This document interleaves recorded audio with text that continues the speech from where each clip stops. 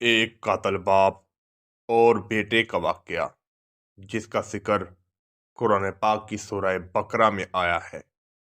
ایک شخص جس کا نام عامل بتایا گیا ہے، جو بہت نیک اور پرہیزگار تھا۔ اللہ تعالیٰ نے اس کو بہت دولت سے نوازا تھا۔ اس کی صرف ایک ہی بیٹی تھی۔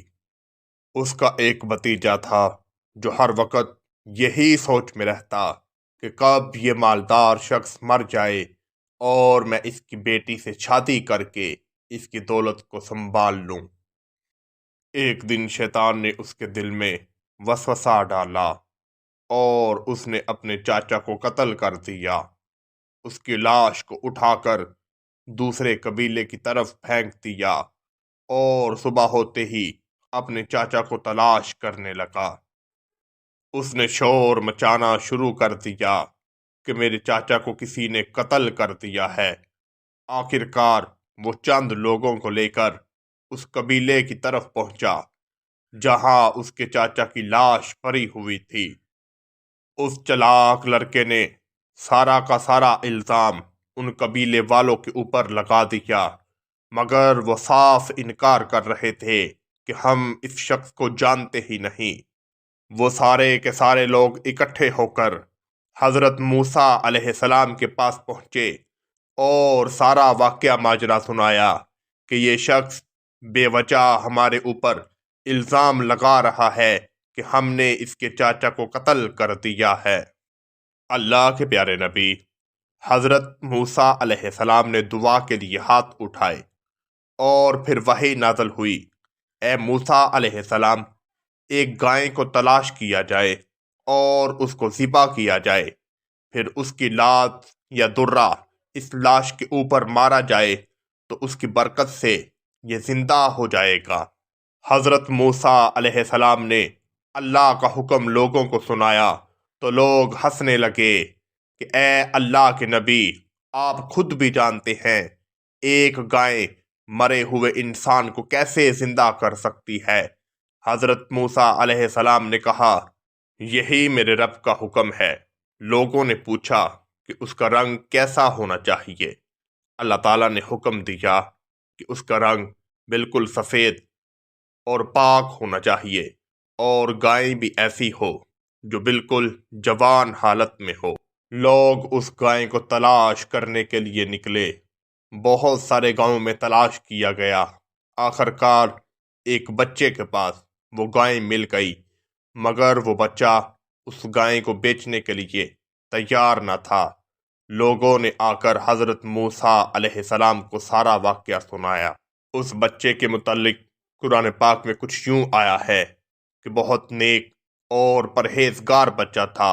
ایک دن اللہ کا کرنا ایسا ہوا کہ باہر کچھ سامان بیچنے والا ایک آدمی آیا۔ اس بچے اور اس آدمی کے ساتھ ایک چیز کا سودا ہو گیا۔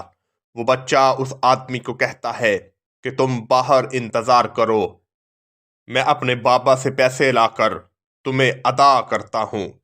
جیسے ہی وہ چھوٹا سا بچہ اندر جاتا ہے تو دیکھا کہ اس کا باپ گہری نیند میں سویا ہوا ہے۔ وہ اس آدمی کو آ کر کہتا ہے کہ میرا باپ ابھی گہری نیند میں سویا ہے، تم تھوڑا سا انتظار کر لو۔ وہ بچہ پھر اندر جاتا ہے، دیکھتا ہے کہ اس کا باپ اپنی نیند سے نہیں جاگا۔ اتنے میں وہ سامان بیچنے والا شخص وہاں سے چلا جاتا ہے، اور اللہ تعالیٰ کو اس لڑکے کی ادا بہت پسند آتی ہے۔ اس نے اپنے والد کا احترام کیا۔ اللہ کا کرنا ایسا ہوا کہ کچھ عرصے کے بعد اس کے والد کا انتقال ہو جاتا ہے، اور اس کا والد مرنے سے پہلے دعا کے لیے ہاتھ اٹھاتا ہے، اے میرے رب، ابھی میرا بچہ نابالغ ہے، تو اس کی حفاظت فرمانا اور اپنے غیب سے اس کو رزق عطا فرمانا۔ اس بچے کے پاس چھوٹی سی گائے تھی۔ وہ اس کی پرورش کرتا ہے، اور آہستہ آہستہ وہ گائیں جوان ہو جاتی ہے۔ پھر اللہ تعالیٰ حضرت موسیٰ علیہ السلام کو حکم دیتا ہے کہ اس گائے کو تلاش کرو اور اس بچے سے خریدو، مگر وہ بچہ کسی بھی قیمت پر گائے کو بیچنے کے لیے تیار نہ تھا۔ لوگوں نے حضرت موسیٰ علیہ السلام سے کہا کہ وہ گائے صرف ایک بچے کے پاس ہے مگر وہ اس کو نہیں بیچنا چاہتا۔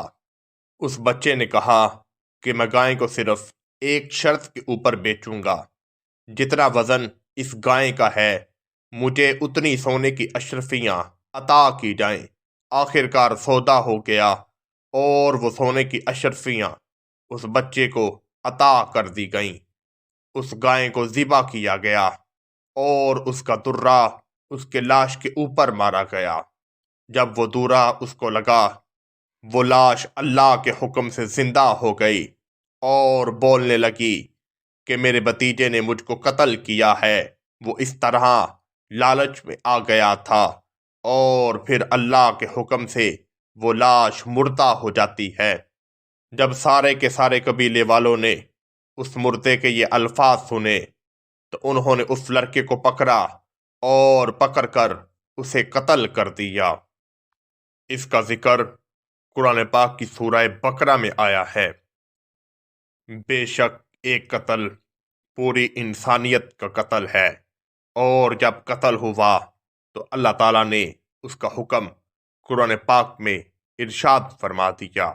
اللہ تعالیٰ سے دعا ہے کہ یا الہی، ہم نے جو حق سچ بیان کیا اس کو تو اپنی بارگاہ میں قبول و منظور فرما، اور نبی کریم صلی اللہ علیہ وآلہ وسلم کے صدقے فلسطین کے بچوں، عورتوں اور مسلمانوں پر رحم فرما، اور تمام مسلمانوں کو غیرت عطا فرما، اور فلسطین والوں کو فتح عطا فرما۔